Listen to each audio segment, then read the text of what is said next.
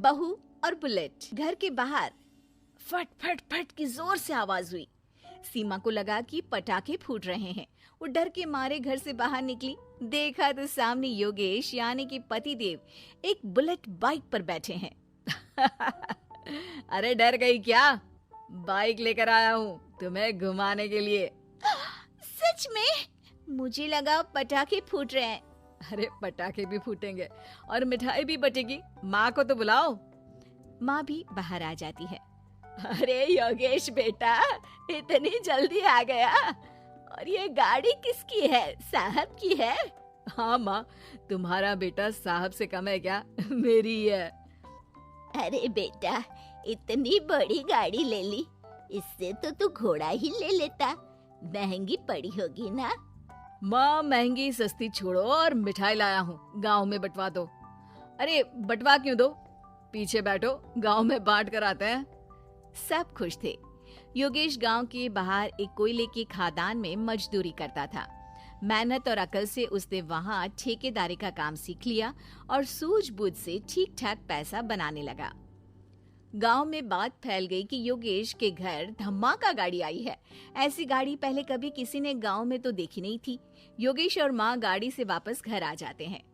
बेटा, बाबूजी ऊपर से देख रहे होंगे और आशीर्वाद भी दे रहे होंगे तुझे। वो होते तो उनको भी घुमाता माँ।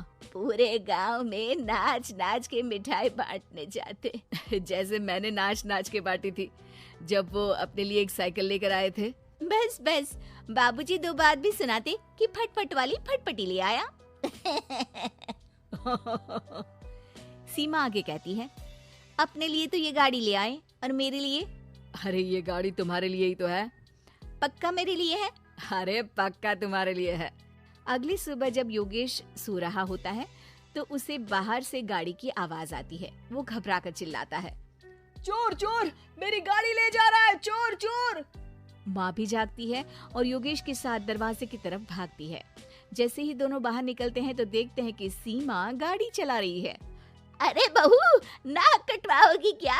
ये क्या कर रही हो? अरे गिर जाओगी, ये क्या कर रही हो तुम?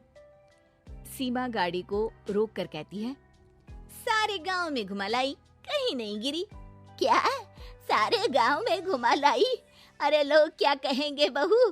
सोचा क्या एक बार? यही कहेंगे कि कितनी अच्छी गाड़ी है। अरे तुम्हारे बारे में। हाँ, कहेंगे ना कि देखो कितनी अच्छी गाड़ी पर बैठी है। बहू गाड़ी रखकर योगेश और सासू माँ के पास जाती है। तुमने कब गाड़ी चलाना सीखा? हमारे बाबूजी के पास पुरानी स्कूटर थी, सीख ली। फिर स्कूल में एक मास्टर जी भी ऐसी ही गाड़ी लेकर आते थे, उन्होंने सिखा दी। हाँ, स्कूल के मास्टर आजकल यही सब तो सिखा रहे हैं। पढ़ाई का कुछ सिखाते तो कुछ भला होता। अरे बहू, अब गाड़ी मत चलाना। हमारे परिवार में कभी किसी औरत ने पीछे से आगे की सीट पे आने की हिम्मत नहीं की है। तुम भी मत करना, समझी? जी समझ गई माँ जी। सीमा सास की बात सुनकर चुपचाप रसोई में जाकर उदास होकर खाना पकाने लगी है। सास सुबह सुबह मंदिर से पूजा करके लौट रही होती है। तभी उसे दो औरतें रोक लेती हैं और कहती हैं, अरे बहू को थोड़े अच्छे लक्षण भी सिखा दो। गाड़ी चलाने निकली थी, गांव की मर्यादा का कोई ख्याल नहीं है। वही तो।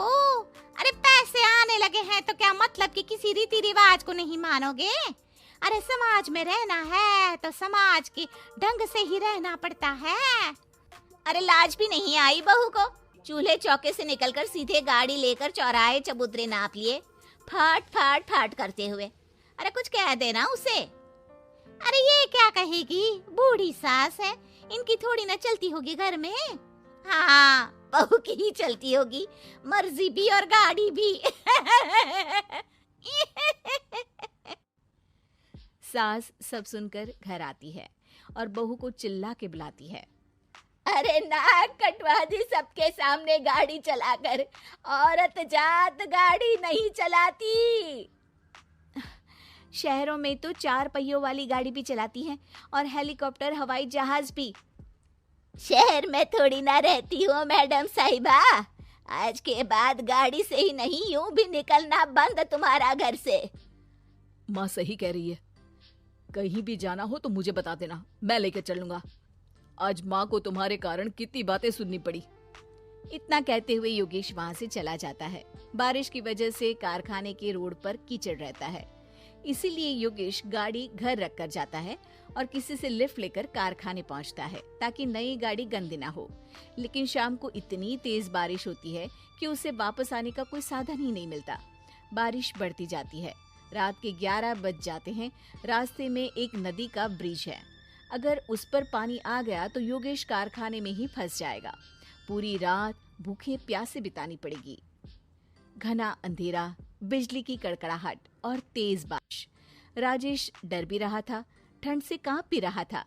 तभी उसे रोड से आती हुई एक रोशनी दिखती है। वो देखता है कि उसके सामने एक बाइक आकर खड़ी हुई है। वो ऊपर वाले को धन्यवाद देकर उस बाइक वाले आदमी की तरफ बढ़ता है, पर पास जाकर देखता है तो भौचक्का रह जाता है। सीमा, तुम यहाँ इतनी बारिश में गाड़ी पर? पहले बैठो तो, नदी ब्रिज पे आ जाएगी तो जाना मुश्किल हो जाएगा। योगेश गाड़ी के पीछे बैठता है। सीमा गाड़ी चला रही है। मैंने तो तुमको पहचाना ही नहीं। गाड़ी की आवाज तो पहचानी होगी ना। अरे पर मुझे नहीं पता था कि तुम आओगी। अच्छा किया कि तुम आ गई। माँ नहीं आने दे रही थी, पर हमेशा पति पत्नी की रक्षा थोड़ी ना करेगा, पत्नी को भी तो करनी चाहिए। योगेश को सुबह अपने किए पर पछतावा होता है। उसकी आंख में आंसू आ गए जो बारिश की बूंदों में बह गए थे। उसके बाद सीमा को सास ने और योगेश ने खुशी खुशी समाज की सीमा लांघने की मंजूरी दे दी। अब वो जहां भी जाती फट फट फट गाड़ी पे ही जाती।